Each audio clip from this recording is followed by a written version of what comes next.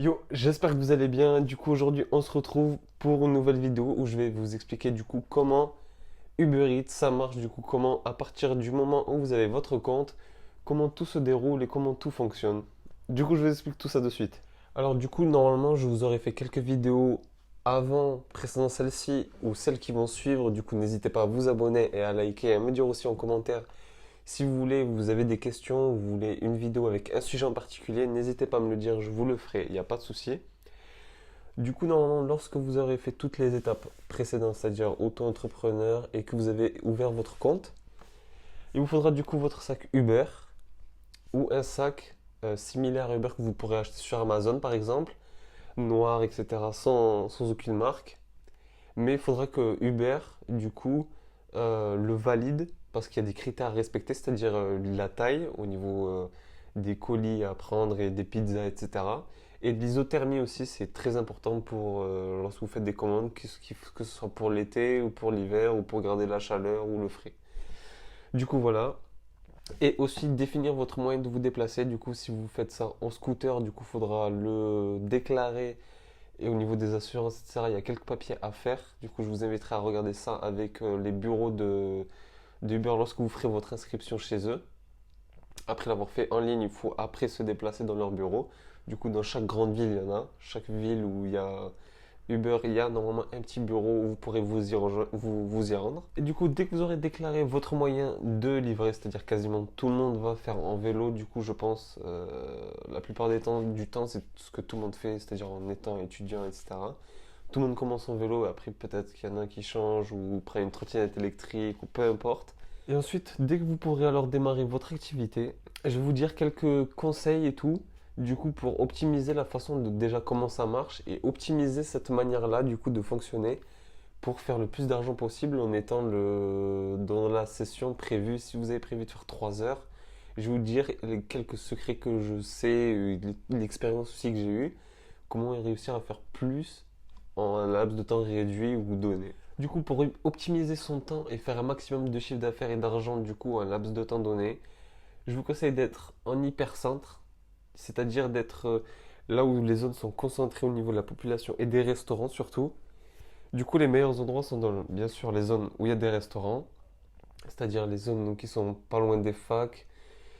Et ces zones-là, en fait, dans l'hypercentre, je dis ça parce c'est là où il y a le plus de restaurants et c'est là où il y a le plus de HLM et d'immeubles.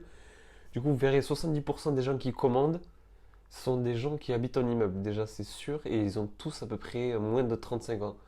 Du coup, il faut favoriser, essayer de repérer ces zones-là, de voir où est-ce que se situe par rapport aux restaurants dans votre ville, et d'essayer de rester que dans ce secteur-là pour que via le GPS de votre téléphone, les commandes Uber Eats viennent à vous directement, et du coup vous pourrez enchaîner, enchaîner, enchaîner et faire du coup pas mal d'argent en un temps donné, et pas rester en stand-by à attendre que des commandes vous arrivent du coup sur vous. Du coup, lorsque vous aurez déjà votre compte, que vous aurez fait les quelques premières commandes, moi je vous recommande du coup, lorsque vous débutez, pour apprendre le système, apprendre la ville aussi, c'est important aussi d'apprendre la ville, connaître les raccourcis, où vous êtes en vélo et tout, de savoir où passer par les passages piétons, etc. pour gagner du temps, etc. Du coup, le temps de connaître où sont les restaurants, les villes, les grands axes, où les gens commandent le plus. Il y a des coins où les gens commandent plus que d'autres. Il y a des quartiers où ça commande un peu plus que d'autres. Du coup, pour commencer, je vous conseille, moi, de viser les gros restaurants, c'est-à-dire ben, les McDonald's de votre ville, de votre secteur, les Otakos, toutes ces franchises-là, du coup, qui ont vraiment beaucoup de clientèle et qui sont des franchises instaurées et installées dans Uber qui ont déjà leur clientèle. Pas les petits trucs Asia, tout comme une petite clientèle. Je vous conseille déjà de viser les McDo, tout ça, de vous mettre à proximité pour avoir du coup les commandes automatiques à vous, vu que vous êtes à côté du McDonald's pour récupérer la commande ou tout autre KFC, etc. pour pas faire de pub. Et lorsque vous aurez récupéré les commandes, ben, ce sera beaucoup plus facile du coup à vous de comprendre le système et de vous y habituer du coup et de vous habituer du coup par rapport à la ville et au chemin que vous prendrez tous les jours. Du coup voilà, je vais vous mettre du coup là un petit screen vidéo de l'application. Du coup, pour vous, avant de commencer, si vous hésitez ou que vous allez commencer, vous avez l'application avec votre position GPS. Du coup, il y a quelque chose à savoir et à faire, du coup, lorsque vous allez commencer. Alors, lorsque vous allez avoir votre commande sur le téléphone, vous allez devoir accepter et vous aurez le trajet pour aller jusqu'au restaurant. Lorsque vous serez arrivé au restaurant, la plupart du temps, essayez de voir si la commande est prête ou de demander dans combien de temps elle est prête. Parce que si elle met plus de 15 minutes, vous pouvez annuler la course. C'est-à-dire que si elle met trop de temps, ça sert à rien d'attendre et perdre du temps. Vous ne gagnez pas d'argent à attendre, vous n'êtes pas payé à l'heure. Du coup, vous pouvez annuler si le restaurateur vous dit d'attendre plus de 20 minutes ou une demi-heure. Ça arrive, c'est rare, mais ça arrive. Du coup, n'hésitez pas de temps en temps à demander si c'est long. Et via l'application, vous êtes localisé par votre GPS. Du coup, euh, ce que précommande Uber, c'est d'attendre à peu près 5 à 8 minutes via votre position GPS. Du coup, ils savent où vous êtes. Et d'ensuite annuler pour pas être arrivé, voir qu'elle n'est pas prête et annuler la commande. Ça pourrait être un peu de l'abus. C'est pour ça que du coup, qu'ils préconisent d'attendre un peu. Et d'ensuite annuler pour passer à autre chose. Ensuite, pour tous ceux qui se posent des questions, si par exemple en vélo vous avez, bon, j'espère pas pour vous, mais un accident ou juste vous avez crevé, vous avez plus de frein, le frein il pète ou toutes sortes de bêtises, vous avez perdu la commande, ça peut arriver, c'est rare, mais ça peut arriver. Vous vous déplacez, enfin, vous avez un truc un peu grave qui vous empêche de livrer, vous avez fait tomber la pizza par terre, vous ne pouvez plus la livrer et que vous êtes en direction du coup de chez le client. Du coup, vous avez un numéro de téléphone de chez Uber qui est sur l'application de toute façon. Ils ont un service, tant que les restaurants sont ouverts, ils ont quelqu'un qui peut vous décrocher. Et du coup, vous pourrez les appeler du coup et annuler la commande. Annuler d'abord la commande et ensuite les appeler, leur dire bon voilà, j'ai eu un accident, il n'y a pas de souci. Et après, du coup, si vous êtes arrivé à quelque chose de moyennement grave ou grave, ben, si vous ne pouvez pas livrer la commande, vous pourrez du coup garder la commande. Ça m'est arrivé moi une fois ou deux. La femme qui avait commandé, je suis arrivé chez elle, au final, elle était à son travail qui était à 10-15 km et c'était plus d'une heure de vélo pour livrer une salade. Du coup, là, je l'avais gardée, du coup, j'ai annulé et j'ai dit comme quoi j'ai appelé Uber, ouais, elle est pas chez elle et je peux pas la livrer parce que c'est trop loin. Du coup, on m'a dit, ok, il n'y a pas de souci, on annule. Elle est remboursée et moi, je garde la commande. Du coup, tout le monde était gagnant. Et ça m'est arrivé une autre fois aussi où le client n'a pas répondu. J'ai attendu plus de 15 minutes, en bas de 10 minutes à peu près, 10-15 minutes en bas de chez lui.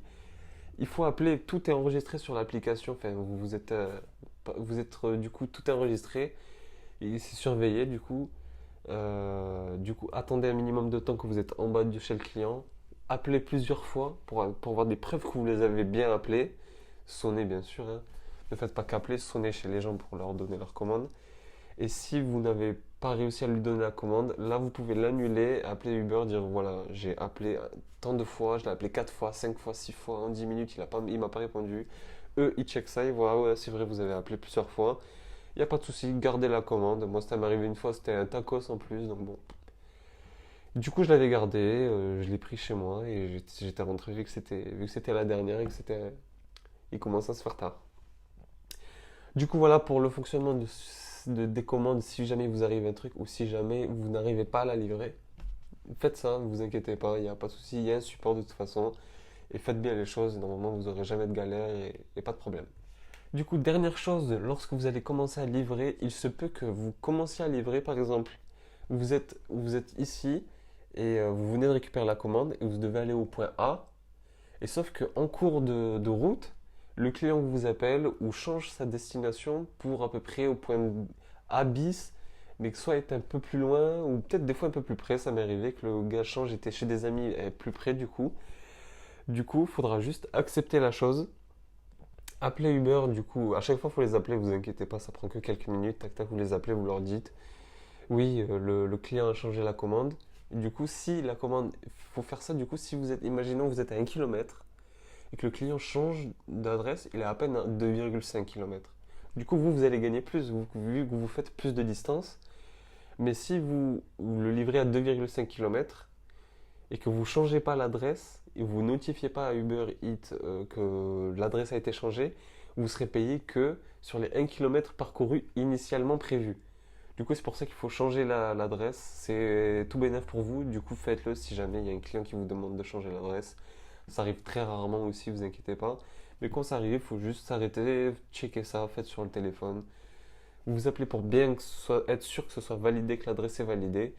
Et du coup, normalement, si le paiement, vous le verrez, normalement, si vous avez fait plus de kilomètres que prévu au départ et vous êtes payé que, par exemple, vous avez fait 4 kilomètres et qu'au final, vous n'en avez fait que 2, si vous avez prévenu et tout, vous serez payé que quelques jours après, mais vous inquiétez pas, de toute façon, vous êtes payé tous les lundis.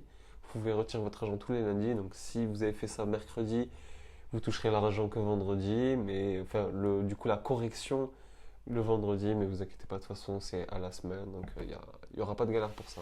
Voilà, en espérant que toutes ces petites astuces vous auront aidé. Dites-moi en commentaire du coup si vous en voulez d'autres ou plus de précisions sur certaines d'entre elles ou des questions, n'hésitez pas à me dire. N'hésitez pas à liker, à vous abonner et on se retrouve à la prochaine. Ciao